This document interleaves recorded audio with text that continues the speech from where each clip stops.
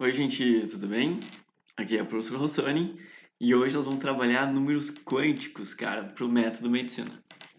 Então, olha só, existem 4 números quânticos e eles servem para identificar o elétron no átomo.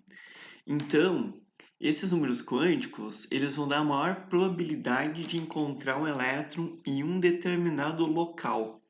É como se fosse encontrar alguém numa cidade, né? Precisa de algumas coordenadas.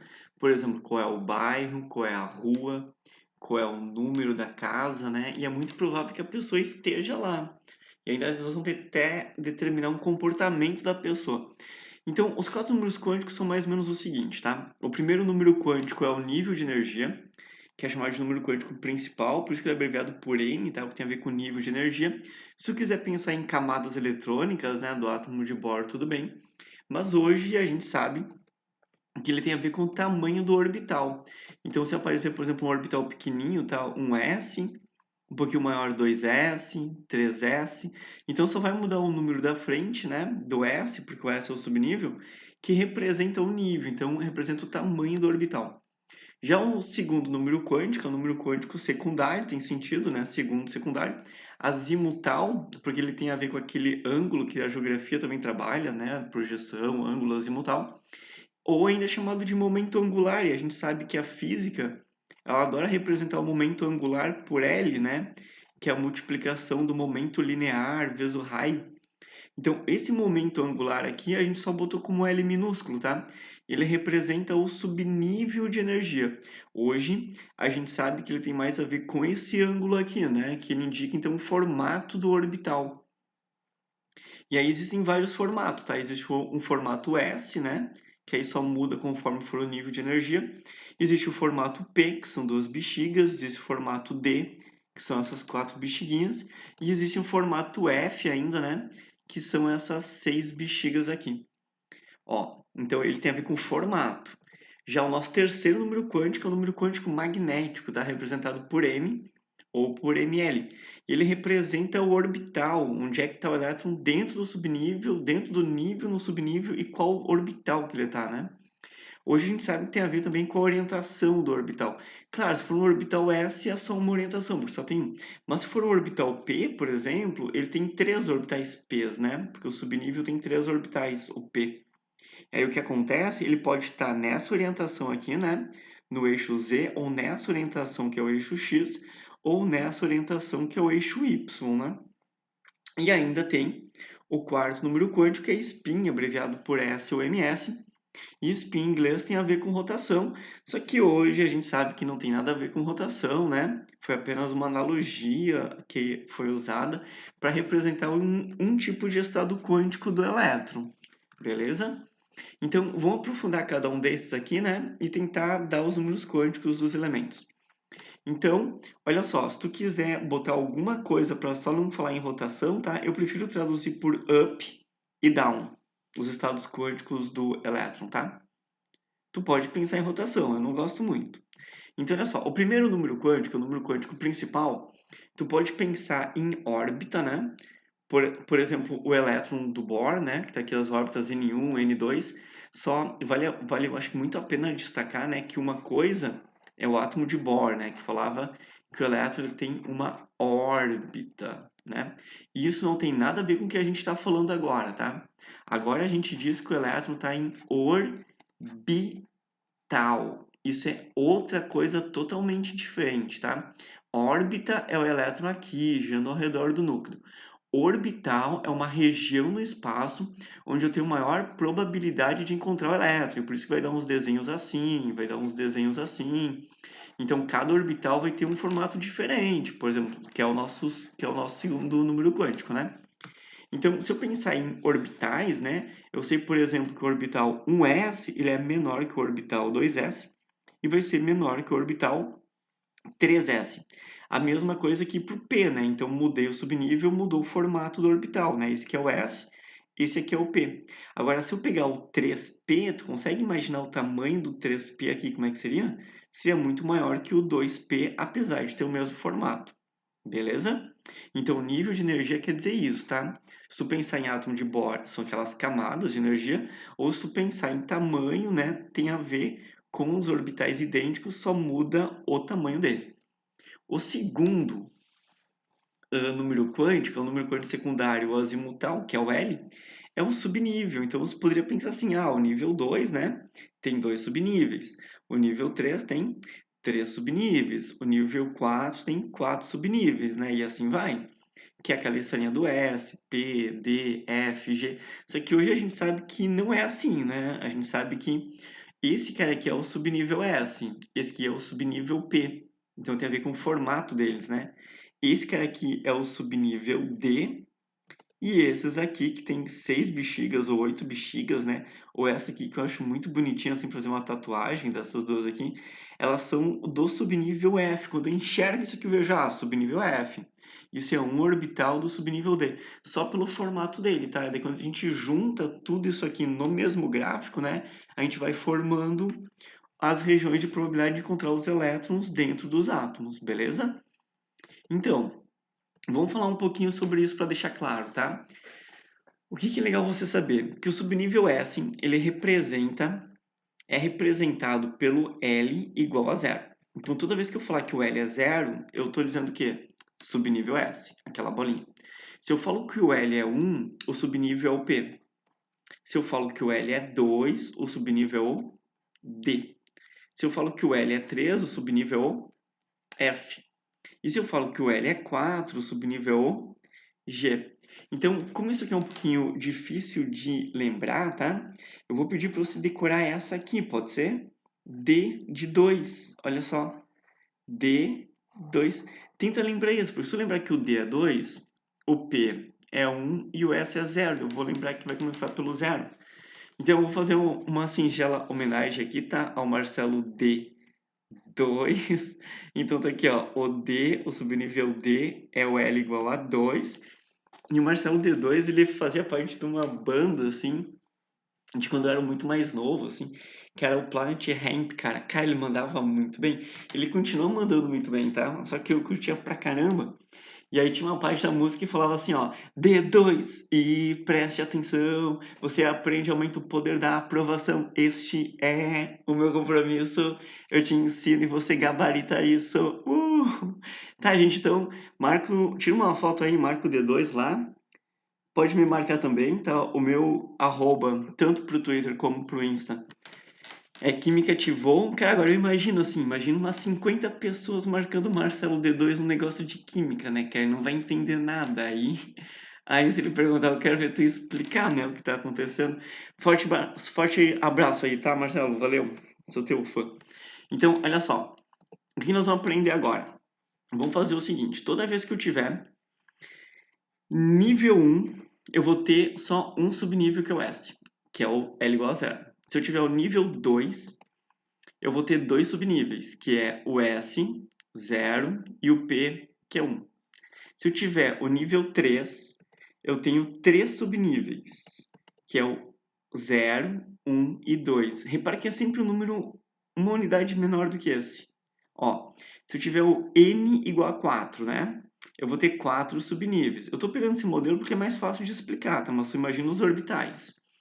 Então, eu vou ter aqui meus 4 subníveis, tá? O S, o P, o D, D2, e preste atenção. Tá bom, parei. E o F, que é 3. Então, repare que são 4 subníveis e o último número aqui é uma unidade menor que esse. Se eu tiver, por exemplo, o N igual a 5, eu vou ter 5 subníveis, tá? S, P, D, F, G. E repara que o nosso último subnível, ele é sempre uma unidade menor que o do nível. Então, por isso que eu posso escrever que o nosso L, né, ele vai de 0 até N-1. Então, se o N, por exemplo, for 5, né, deixa eu botar um 5 aqui, o nosso L, ele vai de 0, 1, 2, 3, 4, só que ele não vai ser 5. Por que não? Porque 5 menos 1 dá 4. Então, ele termina no 4. Combinado isso? Tá, agora que tu entendeu isso, eu só vou te mostrar quem são esses caras, tá? Então, vamos lá. Subnível S, ele tem 2 elétrons e só tem um orbital. Então, de novo, ó, S, 2 elétrons e só tem um orbital, que é esse aqui. Então, toda vez que aparecer uma bolinha aqui assim, tá? é a região de máxima probabilidade de encontrar um elétron aqui. A gente vai representar essa bolinha por uma caixinha. A gente não sabe quem foi o cara que inventou isso, tá? De transformar os orbitais em caixinhas, mas ele merecia o prêmio Nobel da Didática, tá? Se alguém souber, me fala aí, beleza? Vou agradecer muito por isso. Além também de ter marcado a gente lá e o Marcelo no Insta no Twitter. Então, olha só, eu vou deixar a caixinha aqui que representa um orbital do S. Aqui está o subnível P, tá? Tá vendo que ele é P6? Ele vai ter 3 orbitais. Por quê? Porque só cabe 2 elétrons em cada orbital. Então, se eu tiver 6 elétrons, obrigatoriamente eu tenho que ter 3 orbitais. Se tu nunca viu, tá aqui os 3 orbitais, tá? Isso é um orbital P, chamado de P puro, né? Esse é um outro orbital P, P puro, que a gente chama de PZ, PX e PY, que são as orientações dele, né? Se eu juntar esses 3 orbitais aqui, acaba dando o subnível P. Então, esse subnível P a gente representa assim, tá? Por 3 caixinhas, que cada caixinha representa um orbital nos seus eixos aqui do gráfico cartesiano. Beleza? A mesma coisa com o D10, ele tem 10 orbitais, 10 elétrons, né? Então, quantos orbitais? 5. Só lembra que a principal parte é isso aqui, tá? Tem que lembrar que o D vale 2, isso, D2. Então tá aqui, ó. Se eu tiver 10 elétrons, eu vou ter 5 orbitais. Uhum. Que eu adoro esse orbital aqui. Então, olha só, isso aqui é um orbital só. Isso aqui é uma região onde eu posso encontrar no máximo 2 elétrons. Então, aqui mais 2 elétrons. Repara que eles estão em planos diferentes aqui nos gráficos, né? Então, como isso aqui são 5 regiões, são 5 orbitais, onde eu posso ter no máximo 2 elétrons, a gente vai colocar 5 caixinhas. Então, tá aqui as nossas 5 caixinhas. A mesma coisa com o F, né? Se tu entendeu a brincadeira? Como cabe 2 elétrons em cada orbital, cabe quantos elétrons aqui? 14. Quantos orbitais tem? 7. Então, por isso que nós vamos mostrar aqui os 7 orbitais, beleza? Adoro esse aqui. Então, tá aqui as 7 caixinhas, que são os nossos 7 orbitais. Agora, nós vamos ter que dar uns números para esses orbitais aqui, que a gente chama isso de número quântico magnético, que é o nosso terceiro número. A gente já sabe o nível, o subnível, e agora o magnético. É como se a gente soubesse assim, ó, a gente já sabe o bairro que a pessoa mora, a rua, e agora a gente está tentando achar a casa, né? Em que lugar que ela tá. Então, por exemplo, a gente poderia escrever assim, tá? O S, PX, PY, PZ, os D, os 5D e os 7F. Cara, só que isso aqui ia ser uma loucura, né? Então, como é que a gente vai fazer isso de um jeito mais simples? Assim, nós vamos dizer que o número quântico magnético, sempre para o orbital que está aqui no meio, ele vai ser o zero. Então, a gente assume um valor zero para esse orbital aqui, independente de quem seja, px, py ou pz. E aí depois só tem que imaginar que isso aqui é uma reta crescente de números inteiros, tá? Então, o que tiver na sua esquerda aqui vai ser negativo, por exemplo, -1. O que tiver na direita aqui, ele vai ser positivo, tá? Que ele vai ser mais 1. Pera aí que eu risquei sem querer, gente. Então tá aqui. Ó, eu vou colocar mais 1 aqui para vocês. Não é aumentar o zoom, tá? É botar mais 1. Tá aqui. Ó, a mesma coisa aqui, tá? Começa com -2, -1, porque aqui tem que ser zero, números inteiros, né? Então aqui tem que ser mais 1 e mais 2. Eu não sei se tu reparou, mas tu lembra que o D era D2 e preste atenção. Então olha só, como o D é 2, o M ele varia de -2 a mais 2. Repara aqui também, ó, quando o P é 1, né? Então, se o P é 1, o M varia de -1 até mais 1. Por exemplo, ó, se eu tiver o F, que é o L igual a 3, ele vai variar de -3 até mais 3. Por isso que eu posso dizer tranquilamente que o M ele varia de -L até mais L. Ó, -3 até mais 3. Então, esse aqui é o valor do M, que vai de -3 a mais 3. Beleza? Bom, agora nós vamos para o nosso quarto e último número quântico, né, que é o spin. E a gente já sabe que em cada orbital cabem 2 elétrons, e a gente representa os elétrons desse jeito aqui, tá? Com uma flechinha ou semiflechinha, geralmente, para cima e uma semiflechinha, geralmente, para baixo, né? E que isso significa rotação, né? Não, não tem nada a ver com rotação. Eu gostaria que você abstraísse essa ideia de rotação e pensasse simplesmente que é um estado quântico, tá? Não tem uma analogia com o mundo macroscópico. A pior coisa que tu pode tentar fazer é entender para que lado o elétron está rotando e qual é o campo elétrico que ele vai gerar e como é que não, cara, não faz isso, cara. Não viaja. Então tenta entender assim que ele é simplesmente um estado quântico. Isso é uma propriedade dele, é uma propriedade intrínseca, tá? Interna dele. Por exemplo, como a massa e a carga. Eu vou te falar assim, ó, a massa do elétron é 0,000549 U, aquela unidade de massa atômica. Ou a carga dele, que é 1,6 vezes 10 a menos 19 coulombs. Então, imagina isso, tá? Que um desses elétrons aqui tem um spin. Eu já te dou o valor desse spin. E tu imagina que isso é uma propriedade dele, tá? Se tu quiser chamar esse spin aqui, tá? Que tiver a flechinha para cima de spin up, beleza, pode chamar, tá? É melhor do que tu ficar imaginando rotação. E aí o outro que tu pode chamar de spin down. Tem livros que preferem chamar, em vez de spin up, chamam de spin paralelo. E esse aqui que é para baixo de spin antiparalelo.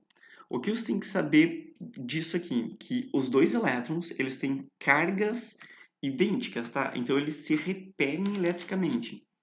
Eles continuam se repelindo eletricamente, mesmo dentro do orbital. Só que atua uma força aqui magnética que mantém eles unidos. Então eles têm uma atração magnética. E essa atração magnética, porque um é spin up e outro é spin down, simplesmente, cara, mantém eles unidos num orbital só. Essa é a parte incrível. Por exemplo, existe uma ligação que é chamada ligação covalente, que ela é puramente atração magnética. Para eu poder fazer a ligação covalente, um elétron tem que estar spin up, o outro elétron de outro átomo tem que estar o spin down, e eles acabam interagindo e formando uma ligação entre os átomos. Cara, isso é incrível, porque todas as outras ligações, né, iônica, metálica, íon dipolo, ligações de hidrogênio, dipolo induzido, dipolo permanente, são todas atrações eletrostáticas, né? São todas atrações elétricas. A covalente não, é a única atração magnética que tu acabou de entender então como é que funciona a ligação covalente. Beleza? Agora vamos dar um número, tá, para isso. Porque olha só, o spin, ele é medido em unidades de constante de Planck reduzida. A constante Planck reduzida é um H cortado. Eu não sei se tu consegue ver isso aqui. Essa aqui é a constante de Planck. E se eu dividir ela por 2π, a gente chama de constante de Planck reduzida. E o spin, tanto o spin de elétrons, prótons, nêutrons, tá? Eles apresentam um valor igual a 1/2 da constante de Planck reduzida, 1/2 do H cortado. Então é por isso que a gente usa esse valor aqui, tá? De 1/2. E aí, conforme a exclusão de Pauli, né? Que é isso que a gente estava comentando sobre os elétrons, em vez de alguns livros, né, chamarem de spin up e spin down, eles vão dizer que um spin é positivo e outro spin é negativo, porque assim tem um comportamento diferente. E isso ajuda a dar um número, né, para o spin. Então, vamos imaginar aqui o spin up paralelo e o spin antiparalelo, que é o spin down. Qual é a convenção mais usada, tá? A mais usada, lembre-se, é uma convenção. Cuidado isso. A convenção mais usada é chamar o spin up de -1/2. É o spin negativo. E o spin down de +1/2. Cara, como isso é uma convenção, é claro que o primeiro elétron que tu vai botar, que vai ser esse para cima, tem livros que vão dizer, não, o primeiro elétron, que é o para cima, que é o paralelo, considera ele como spin +1/2. E o segundo que tu põe é -1/2. Cara, tudo bem, é uma convenção. Então, nós vamos seguir a convenção mais usada, tá? Que o primeiro elétron que a gente põe na caixinha, põe nesse orbital, é -1/2. E essa segunda setinha, que é o spin down, ele vai ser +1/2, beleza? Agora que tu já aprendeu os 4 números quânticos, tu só tem que saber duas regrinhas, na verdade, tá? Para tu poder fazer a distribuição dos elétrons. Então, a regra de Hund, ou o princípio da máxima multiplicidade, seria legal tu entender o seguinte, tá? Que a multiplicidade, ela é o número de microestados que um macroestado pode ter. Então, se eu tiver maior possibilidades daquele macroestado existir, ele que vai existir. Isso é entropia, que o pessoal erroneamente, né, meio que fica igualando com desordem, caos. Eu tenho medo quando fazem isso, né, porque daí é uma das palavras mais lindas que tem na química, né, multiplicidade. E a entropia é o logaritmo natural da multiplicidade. Então, a gente tende a uma maior entropia por quê? Porque é meramente estatístico, tá? Porque é meramente probabilístico isso. Então, em vez de tu falar, por exemplo, que vai ter dois elétrons num orbital D, é óbvio que há muito mais chance de ter um elétron em cada orbital do que dois elétrons num orbital. Para mim, isso é muito claro. E o número de microestados que eles podem ter é muito maior. Então, sempre ela vai tender a, não é o maior caos, mas a maior multiplicidade. Bom, como eu acho meio abstrato ficar falando disso ainda no ensino médio, mas acho que um dia isso aqui vai entrar mais à tona, né? Nós vamos fazer uma regrinha mais simples, então, da regra de Hunt, que é assim, ó. No mesmo subnível, S, P, D, os elétrons ocupam orbitais sozinhos, com spin paralelos, para depois preencherem com spin antiparalelo os orbitais já ocupados. Não entendeu ainda? Eu vou te dar um exemplo, tá? Vou pegar um subnível D6, quer dizer que ele não tem 10 elétrons, só tem 6 elétrons, e eu vou colocar esses 6 elétrons do jeito que tu tem que fazer, tá? Que é assim, eu vou colocar um elétron nessa primeira caixinha, o outro elétron na segunda caixinha, então eu não botei aqui os dois elétrons num orbital só. Então eu vou colocando um elétron, todos eles com spin paralelo, ó, e sozinhos nos orbitais. Agora que já preenchi todos, né? Como ele tem mais um elétron ainda porque é D6, ele entra aqui com spin antiparalelo, ou spin down. E esse é o último elétron que nos interessa, para dar os números quânticos desse elétron aqui, que é o elétron de diferenciação. Então, isso aqui obedeceu à regra de Hunt. Se eu colocar os elétrons desse jeito aqui, não vale. Eu não obedeci à regra de Hunt. Eu não estou obedecendo aqui à entropia do sistema. Então, esse aqui é um sistema mais entrópico, né? Claro que ele vai ficar assim do que esse sistema aqui. Beleza? Outra regrinha que seria legal você saber, tá? É que, por uma questão de analogia, a gente pode associar com a regra do busão. Por exemplo, quando você pega um ônibus, tá? E o ônibus, ele tiver desse jeito aqui. Por exemplo, só com uma pessoa sentada num banco. Cara, você não vai sentar no lado dela, né? Você vai sentar num banco sozinha. E se tiver duas pessoas sozinhas aqui, tu vai sentar num banco só pra ti também. E aí, quando não tiver mais banco disponível, aí você senta junto. Combinado? Essa é a regra do busão. Claro que isso é apenas uma analogia, cara, pelo amor de Deus, tá? Então, tu pode tentar associar assim, tá? A regra do busão, a regra do latão, como se quiser. Se, por exemplo, isso aqui num busão tu nunca vai ver, tá? Tu vai ver o pessoal espalhado, ainda mais agora, né, cara, com essa história de coronavírus aí. Que é que vai sentar do lado um do outro, tá louco? Nem vão pegar busão, né? Tá, e a outra regra aqui é a regra da exclusão de Pauli. Então, só quando não existe mais orbitais vazios que o segundo elétron entra com spin contrário. A parte importante do Pauli é essa aqui, que ele tem que entrar com spin contrário antiparalelo. Porque ele vai dizer que não existem elétrons que tenham os mesmos 4 números quânticos. Então, se o elétron já estiver num orbital, o outro elétron tem que entrar no mesmo orbital com outro número quântico, porque não pode ter os 4 idênticos. Então, vamos ver. Se a gente pegasse a regra de Hunt, né? A gente vai colocando um elétron em cada banco do busão e o outro elétron entra aqui de cabeça para baixo, né? Que é o elétron down. Então, a gente obedeceu aqui a regra de Hunt e a regra da exclusão de Pauli.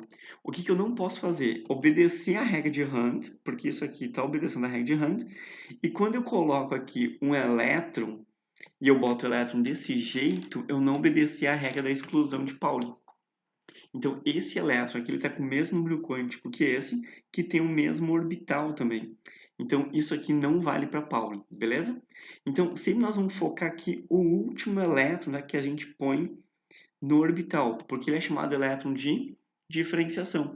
É o elétron que diferencia um átomo do outro, tá? Se tu me falar assim, por exemplo, tá? Se tu me falar 2p1, eu vou saber que é o boro. Se tu me falar 2p2, eu vou saber que é um carbono. Se tu me falar 2p3, eu vou saber que é o nitrogênio. Então, o último elétron que tu fala, né? Ele vai diferenciar um átomo do outro. Tu pode pensar que o elétron mais energético é o último elétron da configuração eletrônica, lá no último subnível. Ou ainda, de um jeito mais fácil, é a última setinha que você põe nessas nossas caixinhas aí. Só para garantir que tu aprendeu, eu vou fazer um exemplo aqui. Então, olha só, o arsênio, eu vou pegar a tabela periódica para fazer de cabeça, pode ser? Então, tá aqui o arsênio, eu vou pegar o gás nobre que vinha antes dele, que é o argônio. Então, a partir do argônio, eu vou continuar, tá? 4s2, 3d10, tudo isso aqui é 3d10. E aqui é 4p1, p2, p3. Então, argônio, 4s2, 3d10, 4p3. Bom, agora eu já sei qual é o N, né? O N é esse número aqui, 4. Tu lembra o valor do P ainda? O valor do P é L igual a 1.